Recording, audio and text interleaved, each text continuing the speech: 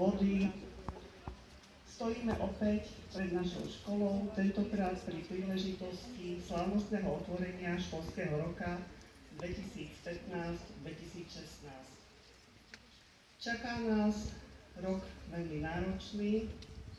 Treba povedať, že tie dovolenky a prázdniny ubehli oveľa rýchlejšie, ako sme očakávali.